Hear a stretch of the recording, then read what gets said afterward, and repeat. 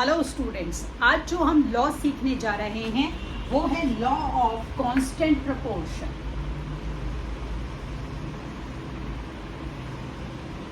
Constant का क्या मतलब होता है? प्रपोर्शन।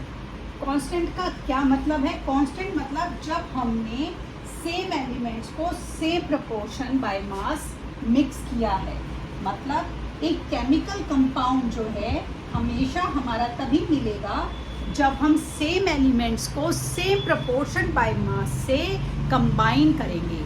अगर हम सेम एलिमेंट्स को सेम प्रपोर्शन बाय मास से कंबाइन नहीं कर रहे तो जो हमें एक सब्सटेंस मिल रहा है that may not be that compound of which we need it. तो फॉर अ पर्टिकुलर कंपाउंड हमें सब्सटेंसेस को एक फिक्स मास में मिक्स करना होगा जो कि हमेशा क्या रहेगा? फिक्स रहेगा, कांस्टेंट रहेगा। अब देखिए, जो सबसे अच्छा इसके लिए हम एग्जाम्पल समझ सकते हैं इससे, जिसे हम आइडेंटिफाई करते हैं, वो होता है हमारा वाटर। अब आपको पता है कि जो वाटर का केमिकल फॉर्मूला है वो H2 है, H2O है। H के 2 एटम और ऑक्सीजन का एक हम इसके अंदर मॉलिक्यूल ले लेते हैं। लेकिन अगर हम इसको मास से यूज़ करें तो इसके अंदर हमारा जो हाइड्रोजन होता है वो हमारा होता है, हमने जो यूज़ किया है हाइड्रोजन और ऑक्सीजन को, वो होता है हमारा 11:89 की प्रोपोर्शन में। अब जब मैं इसको डिवाइड करूं तो ये 1:8 आ जाएगा। हल्का सा इसमें मेरा ये 0.01 का अंतर है। तो जब मैं हाइड्रोजन और ऑक्सीजन को बाय मास 1:8 की रेशो में मिक्स करूंगी तभी मुझे H2O मिलेगा। अदरवाइज, क्योंकि H2O क्या है? ये मेरा एक कंपाउंड है।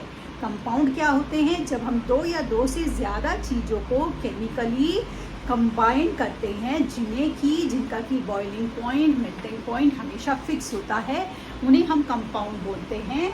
तो जब मैं हाइड्रोजन और ऑक्सीजन को 1:8 बाय मास की रेशो में मिक्स करूंगी, मिलाऊंगी, तभी मुझे H2O का कंपाउंड मिलेगा।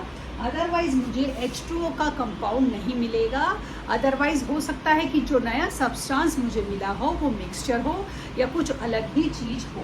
तो ये हमारा है लॉ ऑफ कांस्टेंट प्रपोर्शन, जिसके अंदर वो आपको बता रहा है कि ये हमेशा फिक्स रहेगा। जैसे इसके लिए एक हम क्वेश्चन पढ़ते हैं, एग्जाम्पल करते हैं। जैसे हमारा क्वेश्चन है, हाइड्रोजन और oxygen combine in the ratio of 1:8 by mass to form water. What mass of oxygen would be required to react completely with 3 gram of hydrogen? तो अगर हाइड्रोजन 3 ग्राम है तो आपको कितना मास ऑफ या कितना ग्राम ऑफ ऑक्सीजन चाहिएगा इस रिएक्शन को कंप्लीट करने के लिए, जो कि हमारे लॉ के हिसाब से वेरीफाई करेगा। तो ये मैंने थ्राइस कर दिया, 3 गुना कर दिया, तो ये कितना चाहिए मुझे? 24 ग्राम। तो लॉ ऑफ कांस्टेंट प्रपोर्शन जो मैंने आपको समझाया है, ये वाटर का एग्जाम्पल लेके समझाया है। आप इसी क्वेश्चन को कॉपर ऑक्साइड या कॉपर ऑक्साइड से कॉपर के लिए यूज़ कर सकते हैं। कॉपर ऑक्साइड से कॉपर को रिड्यूस करेंगे। चलिए मैं इसको कराई दूँगी कैसे किया, देखिए। अब जैसे मेरा अगला एग्जाम्पल है कि एक एक्सपेरिमेंट में 1.288 ग्राम ऑफ कॉपर जो था ऑब्टेन किया गया, कॉपर ऑक्साइड ऑब्टेन किया गया 1.03 gram of copper. In another experiment 3.672 gram of copper oxide gave on reduction 2.93 gram of copper. Show that this figure verify the law of constant proportion.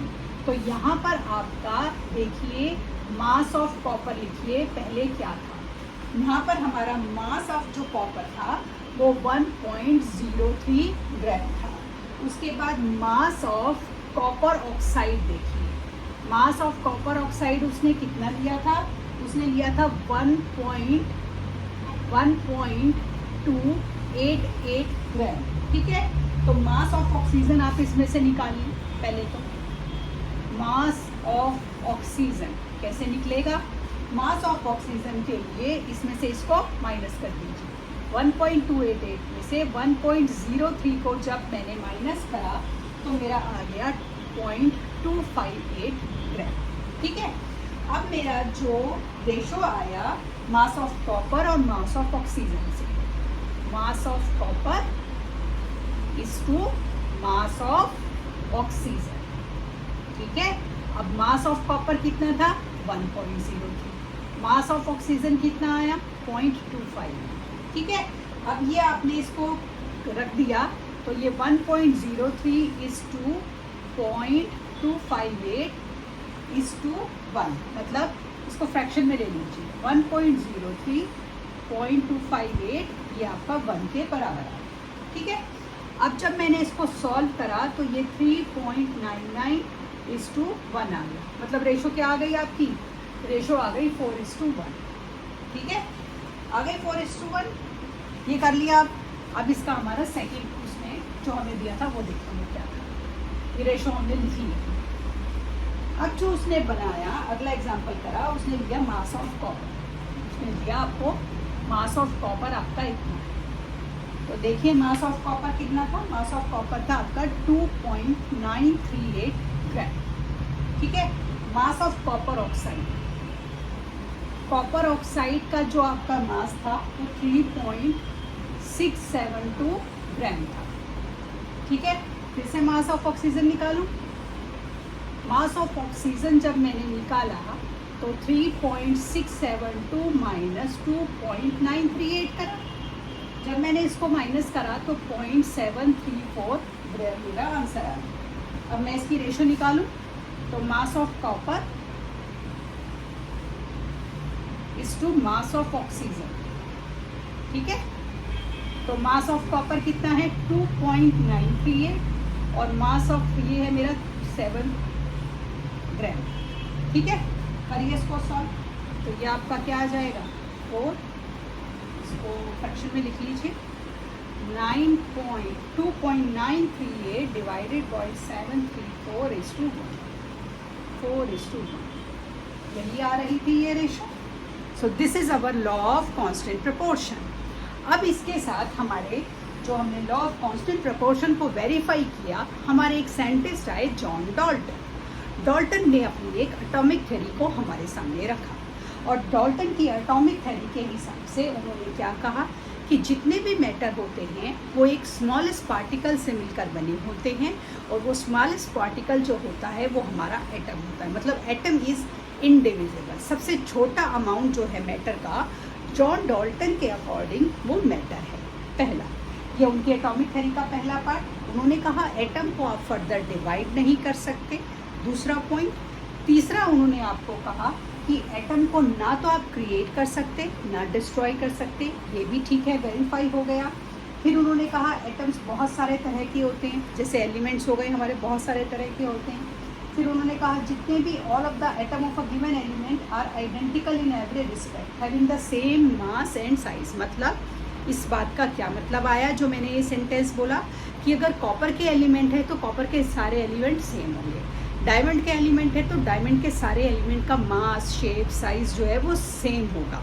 ये हम Dalton के postulates कर रहे हैं, Dalton ने ये कहा, ठीक। फिर उन्होंने कहा atom of different elements differ in mass size and chemical properties. अलग अलग हमारे प्रोडक्ट जो एलिमेंट हैं उनके पार्टिकल्स जो होंगे वो अलग अलग होंगे। मतलब अगर कॉपर का जो एलिमेंट है उसका जो मास शेप और साइज है वो आयरन के एलिमेंट के मास शेप साइज से अलग होगा और इन दोनों का मास शेप साइज हमारा डायमंड के या हम बोल दें सिल्वर के या गोल्ड के इन सब से अलग होगा। मतलब अलग अलग एलिमेंट के जो एटम हैं वो किसी भी हाल में same shape same size same chemical properties के नहीं हो सकते। लेकिन एक अगर कॉपर का एलिमेंट है तो उसके जितने भी एटम होंगे वो सेम शेप सेम साइज और सेम केमिकल प्रॉपर्टीज़ के होंगे, ऐसा डाल्टन का कहना था।